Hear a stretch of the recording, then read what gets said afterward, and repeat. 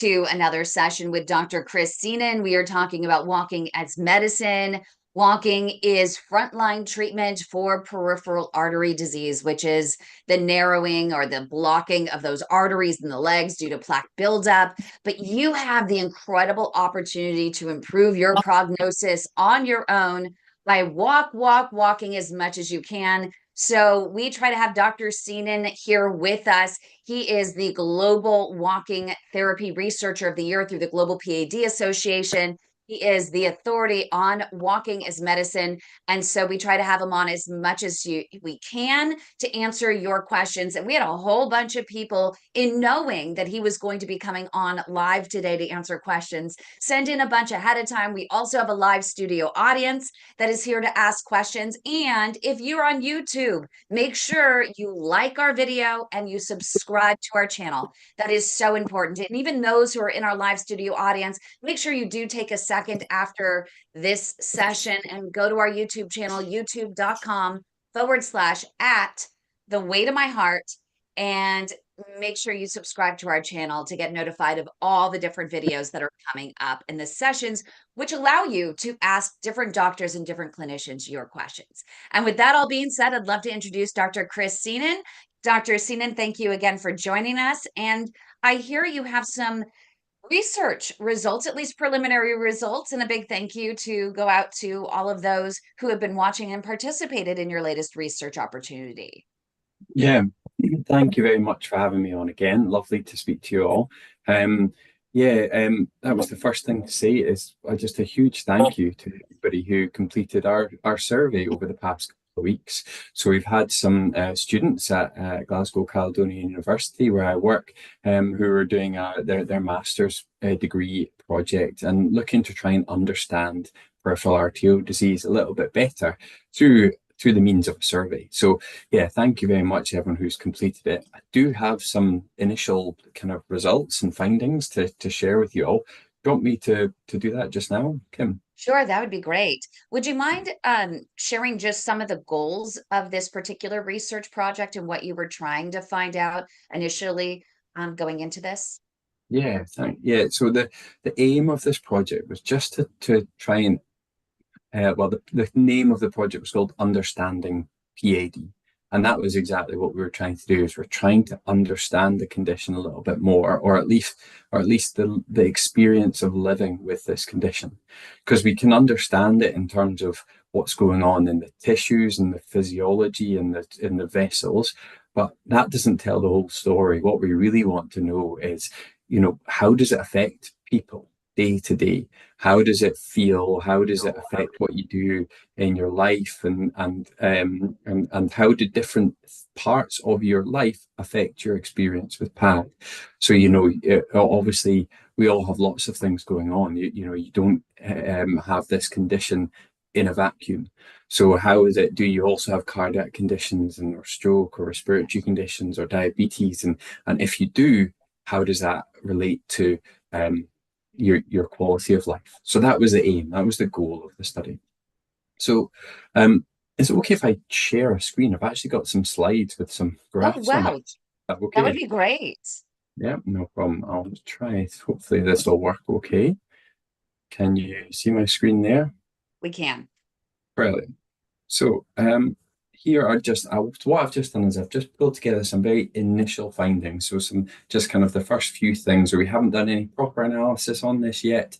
We've just started to look at what's come back. So first of all, who filled it in? So as I mentioned, there were over 300 people had actually had a go at completing the survey. Of that, there was probably some people who I think had got kicked off the online survey system, perhaps, or hadn't quite managed to get to the end of the survey. So we had 225 kind of completed responses altogether, which is an amazing number for a survey of this kind.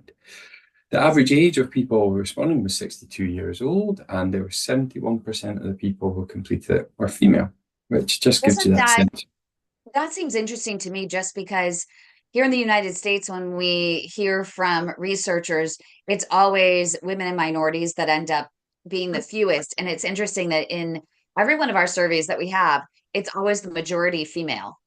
I know, and that is interesting, and what that might be saying or indicating is perhaps if you think about the only place we shared this survey was via via the groups, via the support groups, and perhaps it just happens to be that there are more women on within in that, or more women who feel they want to complete the survey. I don't know. It's an interesting finding, as you say, in itself. So in terms of where people were when they filled in the survey, I don't know if you can see that clearly, but this was we've got a wee graph here of where, so we had 136 people were in the United States, we had 54 from the United Kingdom, and as you can see, a kind of a smattering across the globe. So 15 from Canada, there were 10 from Australia, and some from South Africa, Spain, and Thailand, and other places as well. So a nice representation from across the world, but mainly in the US, the UK. In terms of demographic, who filled it in, as you can see, the majority of the people who filled it in were kind of self-identified as being white, but we had a kind of some other ethnicities completing the survey as well. And then onto the kind of more specific findings of the surveys that we included. So one of the first things we asked about was whether or not you had cardiac conditions or had had a stroke before. And this is important because what we're finding out, or what we're looking at a little bit more in research nowadays, is that obviously peripheral arterial disease is a condition in itself. But the clogging up or the furring up of the arteries, the atherosclerosis process that goes on, doesn't just occur within your legs, it's happening all over the body. And so what we're thinking is perhaps what would be more useful is treating it as a polyvascular, means more than one vessel disease. So what we identified is, of the people completing the survey, about a third had also had either cardiac condition or stroke or both, which is interesting in terms of who with PAD has other things. And on the right-hand side, you can see this graph just gives a percentage of how many people had these other comorbidities.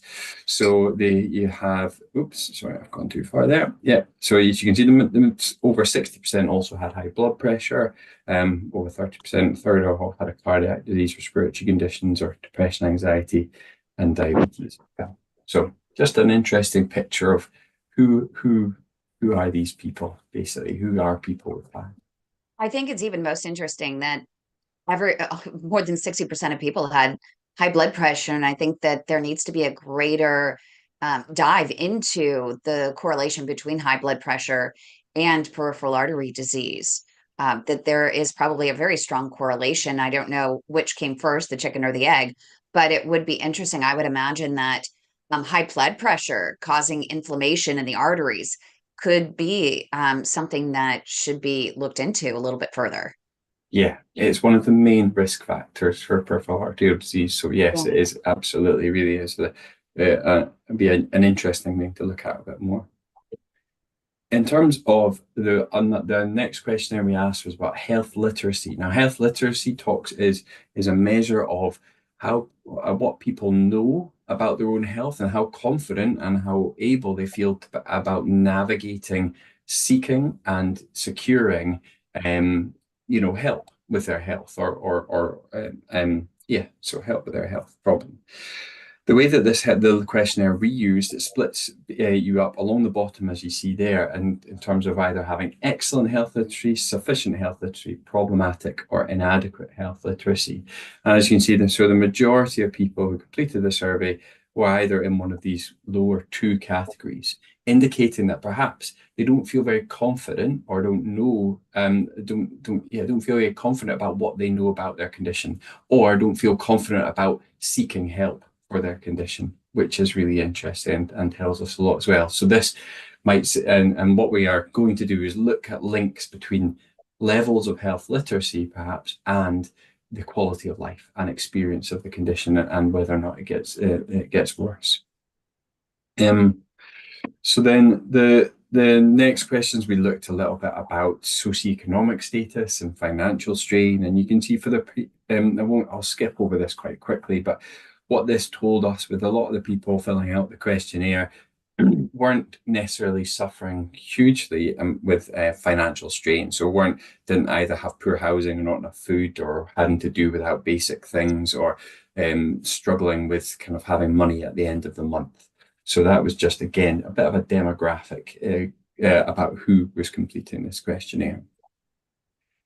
And then on to some of the other outcome type questionnaires. We asked about physical activity. And of the group, the type of questionnaire we use, which is the International Physical Activity Questionnaire. It's a very standard questionnaire asking about how many days a week are you physically active, either kind of vigorously, moderately, or walking or sitting. And it categorizes you into, as you can see, high, moderate, or low levels of physical activity. And there was quite an equal spread across the group, where actually this is almost quite unusual to have such a number in the high group or high physical activity. But again, that probably speaks to the success of the support groups and the walking groups and the encouragement that people in these groups or all the walking that you're all doing, which is fantastic. And all of your encouragement here and participation. Yeah, so it's brilliant. This is very heartening to see. And then these are probably too much detail on these slides, these next couple ones, but these are about quality of life. So this one's just too many numbers, but I've converted this into a graph here, which I don't know if it is easier to see, but this is the generic quality of life questionnaire, which again is used in all different conditions. And what we're interested in doing is going to compare these results from PAD to results in other conditions and for people who have other different health problems. But I think what to focus on here are the higher levels, so level 4 and 5 indicated by the blue and the purple here, meaning people have more problems or more issues than if they've ticked one of the lower levels, level 1 or level 2. So you can see where you've got the largest proportion of blues and purples are with mobility and with pain and discomfort, which again would make sense in a population with peripheral arterial disease. So people struggle with moving and walking perhaps, and it's potentially due to pain and discomfort. There is also quite a big impact on usual activities, so the ability for people to do normal things in their day-to-day life. And then we asked a specific peripheral arterial disease quality of life questionnaire. And again, there was a higher score here relates to a better quality of life or a better perceived quality of life.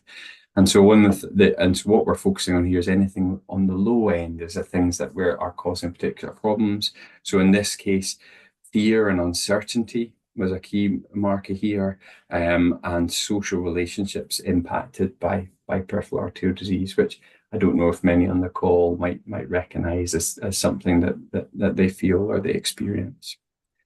So that was us. That was the question. I'll stop sharing now.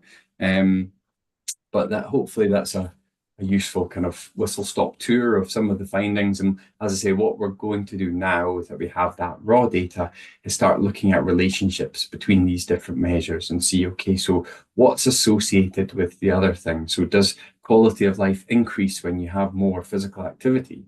Or does the amount of health literacy, the amount you know about your condition, protect you from having other comorbidities or things like that? So that's the next stage. A couple of things that struck me. Number one, I was actually pleased to see, and maybe I hope I interpreted this right, the level of anxiety and depression in the group of people was actually lower than I would have expected. Because I help people and it is such an issue, but the fact that people were reporting that they were lower, and I wonder if being in these support groups has really helped. But it's not necessarily just any general support group, but with ours, we really try to get a culture where everyone's really supportive, and we really do want to provide, a lot of information that helps reduce the anxiety. Number one, we like to empower people. Number two, but number three, though, with the anxiety being low, the depression being lower, I was surprised to see healthcare literacy, that it was problematic, being so high, especially in our groups. So I almost wonder if it's back to the drawing board, because most of the people that we try to get in our groups was we tried to so hard to educate them, and they get more and more information through our groups than they do anywhere else. So that's something that we need to revisit as well, I Well, think. it's an interesting thing, and it's hard to draw too many conclusions just from this one snapshot. What would be interesting, I think, is to repeat this with a group of people who aren't participating in your groups. You know, it would be really interesting just to do this perhaps in the local clinic, and that would be our next plan, and say, okay, Yeah. so would the health literacy be like in those who aren't engaging in groups like that and sharing stories and learning from one another and stuff? And the other thing about health literacy is it's a multiple dimensional concept and construct, and therefore you might well know a lot about your condition, but perhaps knowing more about your condition causes more fear and uncertainty and anxiety, because you know you might experience despair because you know more about it and what's going on, but Yeah. you don't have the ability to maybe do much about it, or you get that frustration, I think, which I see often in people with PAD of, I've got this condition and there's not much I can do to fix it. I want it to go away, but yeah, so it's interesting. And it would be interesting, actually, going forward. Would love to do an additional research program with you and your team on what we're doing here in the groups to see what works and what doesn't work. Because I think, then that could be replicated by different hospitals across the globe, in a local fashion versus just like what we're doing in a global fashion. Yeah, yeah, exactly. Yeah, that would be really interesting. So I would love to, before we get into some of the questions, does anyone who's here, we have a lot of folks that attend a lot of our different sessions with Dr. Seenan. So if you'd like to jump in, and if you have any comments about the study, I know many of you had participated, you can go ahead and unmute and share. We have anything surprising to you, anything strike you, any questions based on the survey alone. I know Douglas always has something, and Lynn, go ahead, Lynn. Thank you. Can you hear me? We Yes. can. Okay, because I can't find a hand either. I was quite surprised. I did complete the survey, so thanks Yeah. for that. It's good seeing the results.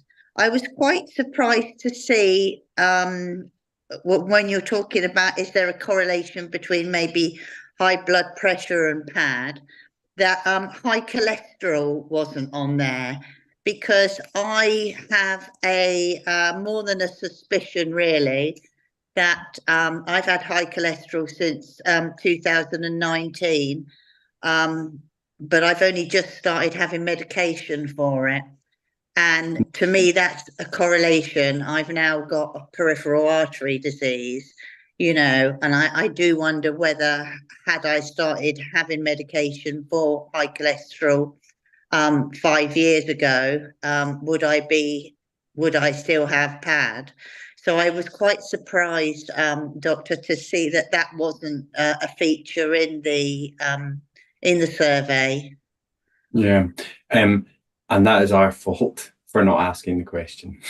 So that's a really good point. And so I think that's one of the enhancements that will make for the next time, because you're right, there is a clear association between having high cholesterol as a risk factor for developing peripheral arterial disease and other cardiovascular disease. And so we should have been asking about it. It was just something that we missed by mistake. Maybe it's just a given. We can look at it. Douglas, go ahead and unmute. Yeah, good to see you again. Great. I did do the survey also. I was wondering your thoughts on this in our groups. Is the men versus the women, more women reporting than men? Do you think we're not just talking about it as much, or we're not participating in the surveys as much as the women do? Or have you seen a guide in all the work that you do with that between men and women? Good question. And I think I probably have theories, but not any concrete answers on this. I think that, as far as I know, there is evidence, or we do know that men are less likely to participate in support groups, or they feel less confident participating in support groups, and that again, it differs by location, by place, by generation, and another. There's a lot of factors that contribute to it, but I do think there is perhaps an original thing that maybe men are less comfortable sharing aspects of their self and their life and their health on with other people in general.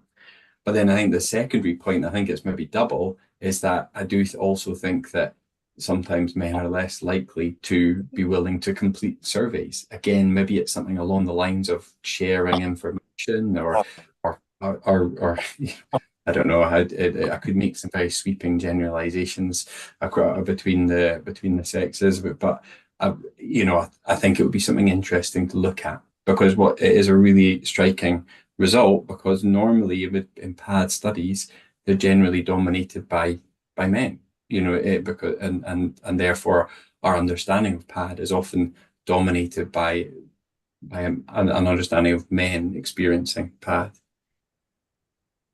Yeah. Something definitely would be interesting. Maybe Douglas, you can put a note out there in the Facebook groups and ask the question. I'd be curious as well, what the men think. Marcia, go ahead and unmute and ask your question. I think she's on the treadmill. I was talking to her just a little bit ago. She had already been going on 30 minutes, and I think that she is going on an hour here. Marcia, go ahead and unmute. Here she's still going. Look at her. It's 52 minutes. Wow. Yeah, which kind of gets to what I was going to ask about. You mentioned social impact, and I forget if that was part of your survey, but I find it's impacted me tremendously, because I'm driven now to walk. So, and some days it's not very fast, so it takes me longer. And food, our society just seems like it's around going out to eat, going out to happy hour, having lunch with somebody. And I don't want to do, I'm trying to improve my diet. And I just find that it's affected me hugely socially, because I don't engage in those activities as much. Yeah, it was good observation, and thank you for that. I think that's a really important point, because that was something that came back through the quality of life surveys, as you mentioned. So it was something that was highlighted as a particular impact of the condition, and it has also something that's come through some of our other work as well. So we've done some interviews and focus groups with people with PAD, and it was one of the largest things was that how much their family and friends maybe didn't understand the condition very much, and therefore didn't really understand when, if you're going from my one of my previous interviews with someone who liked going to, in Scotland, we go to the football, and what I mean football, it's soccer for those in the US, and it's just obviously that standard thing of life is you go to the pub with your friends on the weekend, and then you go from the pub to watch the game, and you're back to the pub. And these people were so frustrated because they felt they couldn't, because the walk from the pub to the football ground and back again, they had to stop multiple times, and the friends just didn't understand, would get annoyed at them and walk on, and it made people, this individual particularly who I'm thinking about, say he just gave up going to the football. This was a huge part of his social life, and he just didn't feel he could do it, and therefore, and as you say, so that we talk about that social field just kind of shrinking, because you're not able to feel comfortable participating in the things that you normally would do. So yeah, I think that's a really interesting thing to look into more. And thank you, Marcia, and keep walking. We'll see if you can make it through this whole thing. Maybe you'll make it to an hour and a half. You are going at a really good pace, so keep it up. You're doing great. Thank you. Kathy, go ahead and unmute. Kathy, it's always great to hear you as well. We have to get you to unmute, though.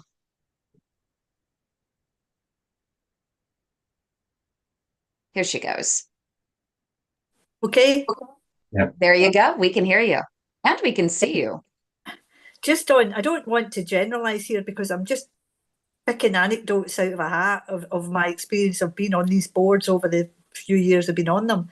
But Douglas's point about men and women, and Chris had said it's mostly men. I'm not sure there's ever been particular research done on women, number one. And I know women's heart disease is treated entirely different. I've experienced that personally myself. And I wonder if women actually, sorry guys, I don't mean this, but I wonder if they feel more pain earlier because they have smaller muscles, and therefore the blood supply to those muscles is smaller, and so the impact is felt at an earlier point, possibly.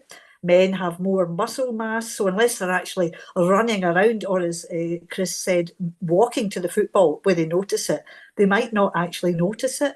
Whereas women tend to have busy lives.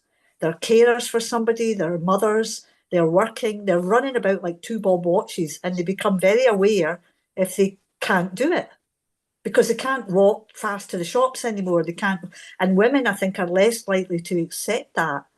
Whereas men possibly kind of go, well, I'm getting old, and they don't. I don't know about all men, but my husband would probably rather fall down than use a stick because he doesn't want somebody staying with a stick. It's no use, he says, it doesn't help. I said, well, you don't know because you haven't tried it. But I think women are more receptive to trying anything so they can keep their lifestyle. So it might be awkward and difficult and embarrassing if you've got to stop, but women are more likely, I think, to seek something that will help them keep their lifestyle going.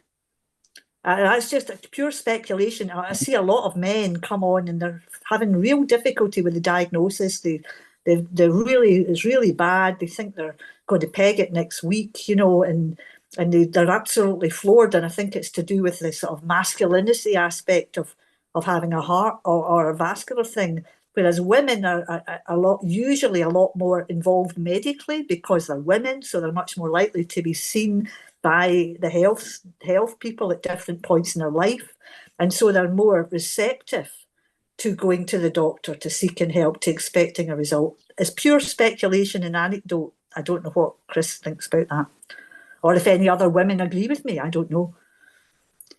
Yeah. I think thanks, Kathy. I think it is really interesting to consider all these parts, and I think probably the true picture is some mix or muddle of all these things put together, and for each individual it will be so different, won't it? All based on their experience, their culture, their life circumstance and things like that. But I think I think there is some level of truth or theoretically it makes sense in terms of what you talk about, that masculinity, about asking for help, about talking about health issues, about, and even just the experience of pain, which you kind of touched on there. I mean, pain, I did my PhD was in pain science, actually, almost right, but about vascular pain. And one of the really interesting things is about how pain is experienced by different people due to different life experiences, and again, the gender is an element of that. So yeah, all these things probably contribute to it, and I think it would be something that we really should look into more, because it would obviously really help. And I want to get to our final thought on this, Douglas, and then we'll open it up to general questions about walking as medicine. Douglas, go ahead and unmute. That's an excellent thought, Cassie, because as a man, I was raised, we're taught you work through it, you handle it, and you just move on. So I wonder, like in my experience, could I have done something sooner if I hadn't had that mentality of being a man and I'm just going to work through it? I pulled a muscle, or I'm working too hard, or those things that I told myself before I finally fell and said, all right, I need a doctor, So was there that point being a man where, because we actually tend to hold it in longer than women do? That's a very interesting thought, isn't it, on how the different cultures do it, the African American culture, the Hispanic culture, and men, and how we verbalize and but we're honest about our feelings and what's going on with us at the time, instead of just saying, I'm a man, I'm going to get through it. Yeah. Well, thank you so much, Douglas. Thank you to everyone. Thank you to Dr. Seenan for sharing more about this survey and some of those results. And we can't wait to hear the final going forward. So thank you again. And thank you for allowing us to participate, which is amazing. So let's get to our first question. It's from Helen. Helen says she has been doing gluten leg strengthening exercises for some time and they never seem to get stronger. Is it normal? And can you gain strength with PAD?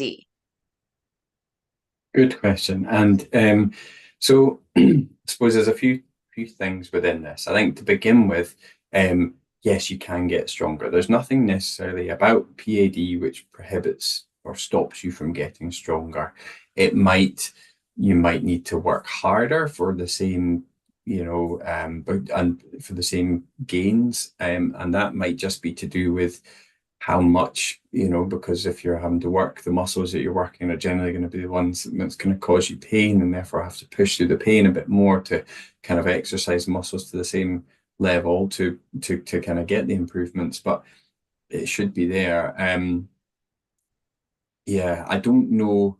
It's not an area of specialty of mine necessarily in terms of how the muscles adapt differently in PAD versus other conditions, but I can't see there being a particular reason why you wouldn't gain the muscle in the same way. And we have a question coming in from Laura.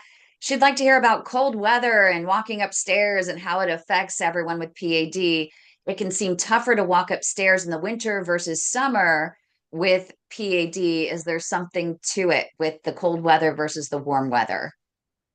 Yeah, and this one, I think we did talk about this a couple of weeks back, perhaps, but certainly during the winter and the colder weather, the cold weather causes the body is very clever and adaptable, and what it does is it kind of constricts or narrows the vessels on the kind of outside of the of your limbs, and therefore and to reduce the blood. And the reason it does that is because obviously if it reduces the amount of blood flow to the skin, it reduces the amount of heat you lose to the environment. So it's about preserving the heat within your body. But obviously, if you've got PAD and you need as much blood getting to your extremities and your limbs as possible, and if you get less blood to your limbs, then you've got less oxygen getting to your muscles. And if you've got less oxygen getting to your muscles, you're more likely to feel the pain more quickly. It makes absolute sense that you would experience the pain a bit more quickly in the winter than you would do in the summer. And we have a question coming in from Lynn. Lynn is also here in our live studio audience. So Lynn, you're always welcome to jump in with this. But she asks, she says, I've noticed less claudication pain when walking in the shoes and boots with a small heel, about 3 centimeters. I'd assume this is due to not stretching the calf muscles as much as when wearing flat shoes. So I'd like to know whether we are building collaterals when we're not experiencing claudication pain. Yeah, good question. So yeah, and this is a really interesting thing that often comes up in discussions with people with PAD, and how the pain can change quite significantly just due to small things like that. So obviously if you've got small heels and your ankles kind of a wee bit further forward, or your toes are pointing down a bit more than they would be normally, it changes what we call the biomechanics and the kind of the stresses and strains across your joints. And so therefore, when you're kind of walking on a heel, you're probably having to use, it's not necessarily because the calf muscle isn't stretched as much, but it's not being required to generate as much force. So it's not your body, it's not having to contract to the same level as it would do if you were wearing flat shoes. And so, yeah, that it would make sense that you would experience less pain. So, and people often say, you often get the opposite effect of people, I don't know if for you it's the same, but often if you're walking on cobbles, or perhaps walking on sand or on grass rather than a pavement, you would experience more pain. And and that is again because your calf muscle has to work harder, or your muscle leg have to work harder to produce that same propulsion forward of your body kind of walking over the ground. So it's kind of the reverse effect of that. The follow-up question about whether or not, are you still building collaterals? The evidence we have so far is that, it's walking into the pain is the thing that it stimulates the growth of the collaterals the most. So the scientific evidence and the guidelines at the moment suggest walking into pain is what you need to do. There are, however, quite a lot of studies going on at the moment to really test that and to see if that's true. So there's been a few trials where they've been testing kind of walking to maximal pain or walking to moderate pain or walking to, or within no pain at all to see if you get the same improvement. And obviously, and I think from a cardiovascular perspective, in terms of your whole body fitness, walking into pain doesn't really matter at all. Walking is the important thing. So, even if you're not in pain, it's still important to walk. For the development of the collaterals, I think the jury's still out. Whether, yes, sorry, it's up and down. Yeah, exactly. So, Okay, we have hope that answers your question. Okay, question from Melanie. I had Achilles issues in the early days with PAD. I'm wondering if any other patient has had this issue. I'm also wondering if there is any correlation between poor circulation and Achilles tightness and pain. And if so, what can we do about it?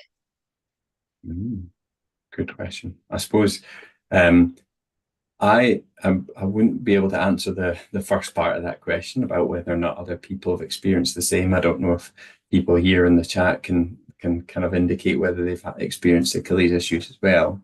In terms of the second part, it's whether or not, it's I can imagine that if you've got reduced circulation to your lower legs, to your then if you do have some sort of injury or in your Achilles, what you need is the blood flow to the area to bring the nutrients to help kind of the body to fix or to repair any damage that's there, and to take also the blood flow kind of takes away all the stuff that we don't want it to be there. So it might take longer to heal and therefore you might experience pain for a bit longer. I'm just trying to remember what the very last part of the question was there. Yeah, sorry.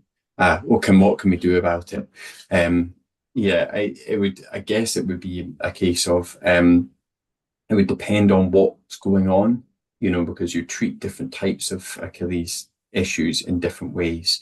So I wouldn't like to kind of provide a specific kind of diagnosis, but all I would say is, in general, blood flow to the area, walking or exercise is often a core component of management. So keep walking, as long as it's not causing excruciating pain, as long as it's not making your Achilles pain worse and worse and worse, then keep walking on it, keep exercising, and see your physician if you're struggling.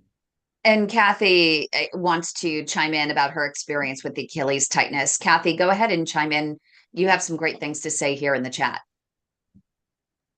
I have occasional Achilles issues, and I realised that when I went swimming, I was pointing my toes in a way that I couldn't do when I walked. I was lengthening my foot and putting my feet into positions that just don't happen when I'm walking.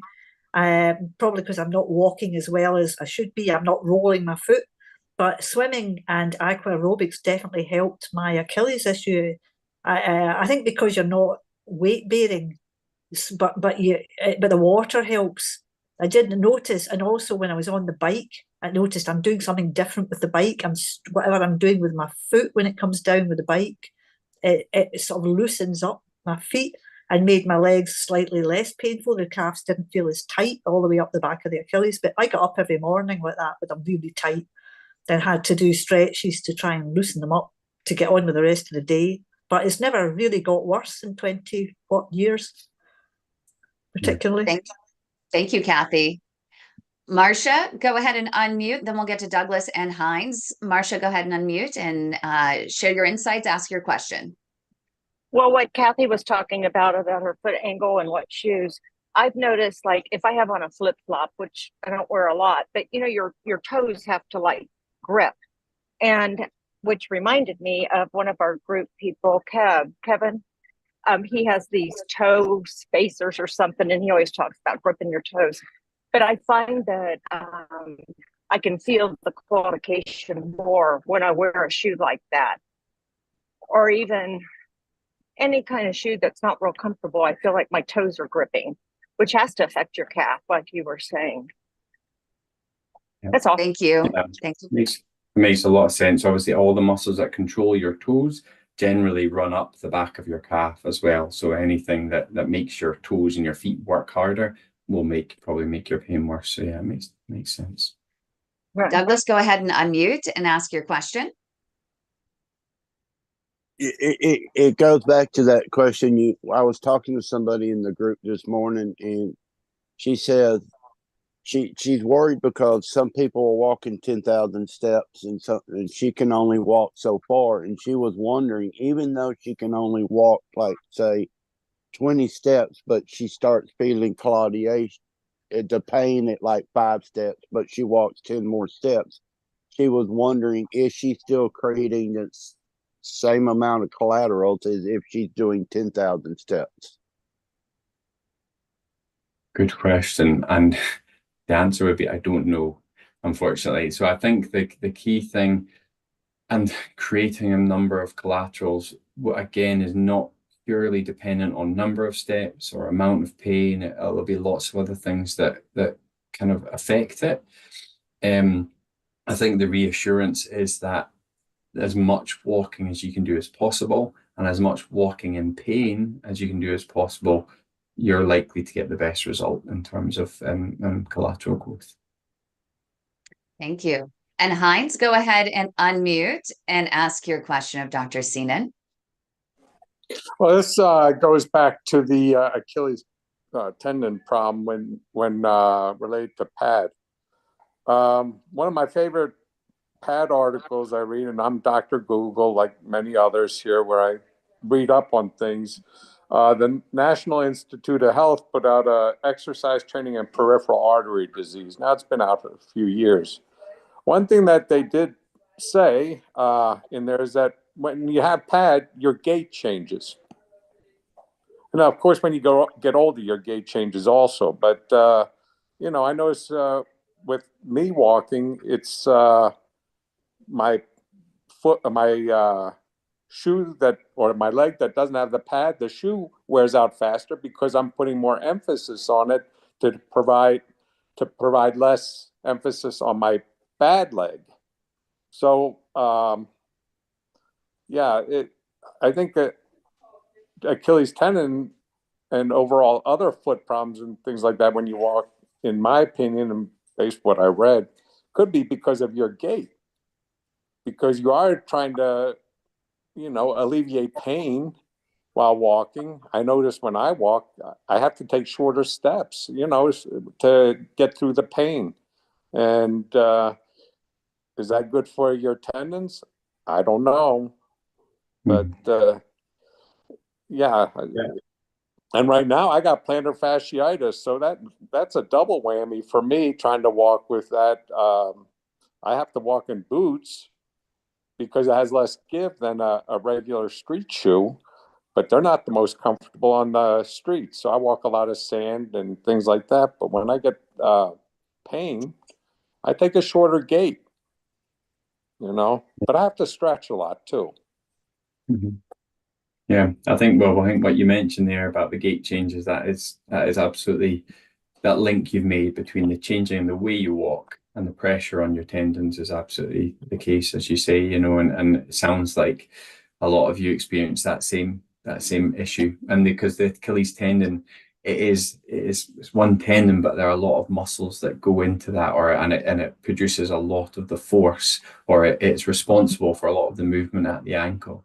And so therefore it does, for want of a better phrase, but it does a lot of heavy lifting in terms of your walk. And so if your gait changes, if you're having to walk slightly differently, which is almost, I think, the case in almost everyone with claudication pain, then yeah, that change of forces through the Achilles is likely to kind of cause a bit of strain. And we have a question coming in here. It's hard to build muscle when blood flow is low, but of course it's not impossible. Why is that the case though? What happens to our muscle with PAD? Why do we lose it? How do we build it back up with less blood flow? Do they learn to work with less blood flow? And this is from Patty. It's kind of similar to what you had talked about a little bit earlier, but different spin on it. Yeah.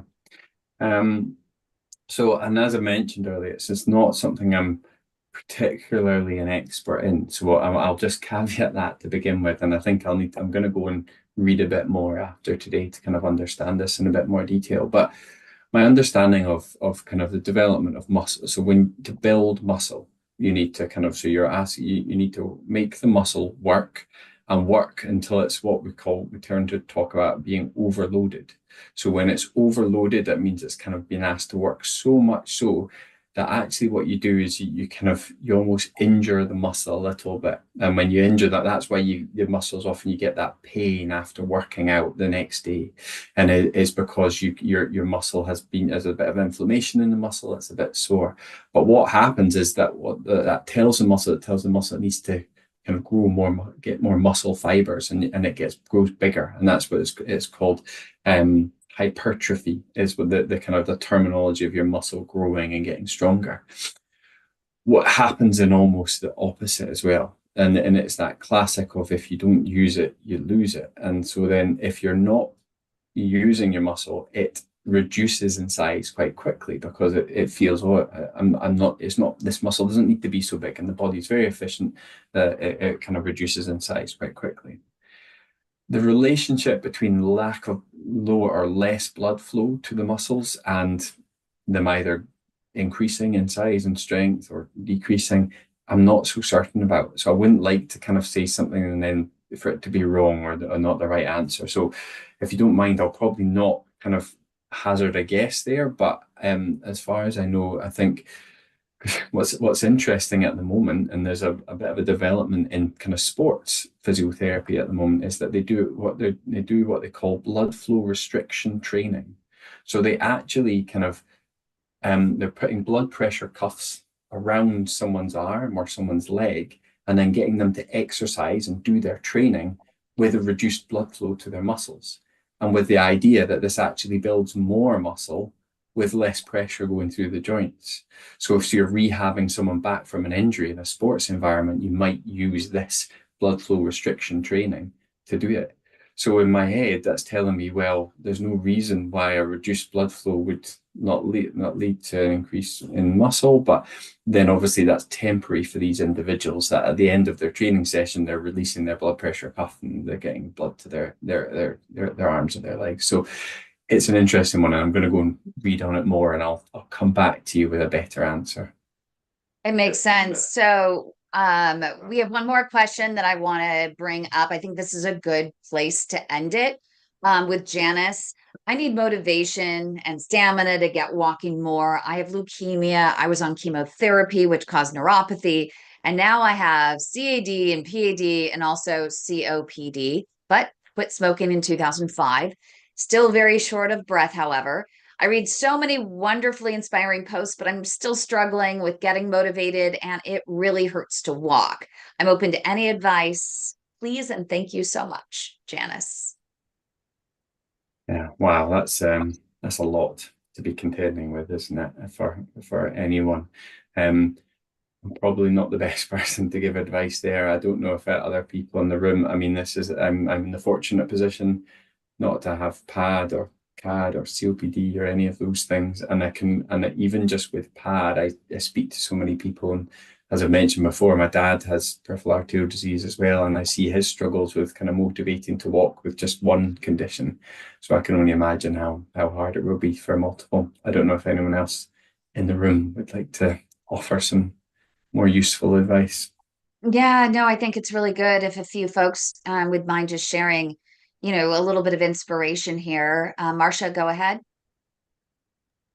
Yes, I'm wondering if any medications that are used for other diseases might help. Like, I've had friends with weight problems and have been on I don't know what it's called, a Zimpa or Wegovy, and it seems like it kind of gives them a jump start.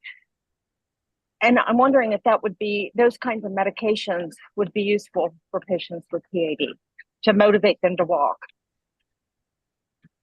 That's a good point. I don't know, to be honest. I think that, I know that medication you're talking about is kind of very popular at the moment, and it's been discussed as potentially an answer to many different things. And I think that's often how some of the best innovations and developments in kind of pharmacological management happen, is when they're find something that works for something might actually work as well for something else, or one of the side effects of it working for one condition is actually beneficial for another. So there might be something there. I'm not aware of any trials or any investigation in PAD, but it's an interesting point. Yeah, and especially for people like Janice. I mean, if there was additional, I mean, you have cilostazol. We've also heard that ginger is a vasodilator, and some have said that that's helped them in higher doses of supplements and working with their own dietitian.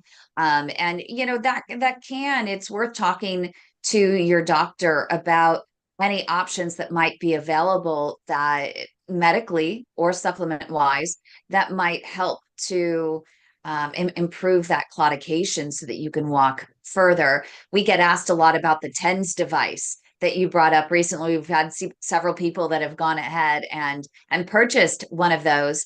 And you mentioned that the TENS device, there's no harm, no foul, only benefits, and the benefit being that it offers a distraction to the pain, and that's how it works. And so even something like that could be a little bit of a placebo, could be helpful for people like Janice and others that are struggling to even get started, right? Absolutely, yeah. That's the key. It's just see what works for you. And again, as the kind of core theme of all this is that everyone's experience, it will be so different, and different things will work for different people. So the TENS is a great option to try. Again, we don't know if it really works, but we know it works in other conditions. And therefore, and if it's helpful and it's useful and you enjoy using it, then go ahead and make use of it as much as you can. And we'll finish up here, Kathy, and then Lynn, and then we'll close out. Go ahead, Kathy. I'm just thinking about, is it Janice? And Janice. With all those conditions, I mean, I'm not sure, is she in the States or I don't know where she is in the world, but because of all the separate conditions, there would be help through each one of them in terms of getting exercise and walking and strength. So cancer, they generally offer exercise programs. Yeah. COPD, they offer exercise programs, and generally for hearts as well. So it might be worth her investigating if she qualifies for any of these. Yeah. And any one of them would be a start. That's a really good point, Kathy. Yeah, obviously capacity that would then make it easier. She would feel fitter generally, any one of them. But also the TENS machine, I did find did help me. It was a distraction, but it was a bit of a confidence builder. Until I used it, I didn't think I could walk to the end of our community woods and back again. And I tried and I couldn't. But because I was determined to try this, I did it. And then after fiddling about with these wires for about 6 weeks, I just took them off, and then I could still walk the same distance and back again. So it worked for me. Thank you for sharing that. We appreciate it. Great advice to check, especially at the university hospitals. If there's a university that's near you, a lot of times they have research programs with different types of rehab that you can see if you qualify. But in most areas, they do have some sort of cardiac rehab program. And if you have been diagnosed with heart disease, it's worth checking into that. And it would also help with PAD as well. And of course, exercise, no matter what, is good for everybody. Lynn, go ahead and unmute and ask your question. I was just thinking about motivation, and I think what would motivate me the most would be to know that I was not getting better, but that I was building collaterals. Because my pain isn't as bad now as it was 9 months ago, but then I'm on an awful lot of medication because I had a heart disease as well. So I've had a Doppler, and I've also had a duplex scan, of which actually I've asked for a copy of I've got the report, but I want to see the picture which shows where all the blockages are. So what type of scan would we need to actually see collaterals? Is it just an X-ray? Or I know I say just an X-ray, it probably costs the NHS thousands, but what is it that where would we be able to see that we were growing collaterals? Well, you can actually, with ABIs, the ankle brachial index, with the blood pressure cuffs, and with the ultrasound, you can see improvements in flow. If you want to actually visualize them, and this is rarely done because the exposure to, of course, the contrast and additional other issues, the CT angiogram, exposure to radiation and such, you can actually visualize those little collateral vessels actually growing. Dr. Seenan? Yeah, that's exactly what I said. What would have mentioned. I think that unfortunately, the type of imaging needed to really see the collaterals is the imaging that's both very expensive and quite, risky for the exposure to radiation that you get from doing it. So it's not something that you're likely be able to get on a regular basis. But as Kim says, the more simple things, the ABPI measurements, it's quite a general measure, but you should see some improvements in that. And when you get and the ultrasound, you should see some improvements in that flow as well. I never had an ABPI. I literally just had a Doppler sort of in my groin area, and the vascular surgeon said, yeah, and I all I could see was this little blockage and hear this whooshing sound. That's all I've ever had.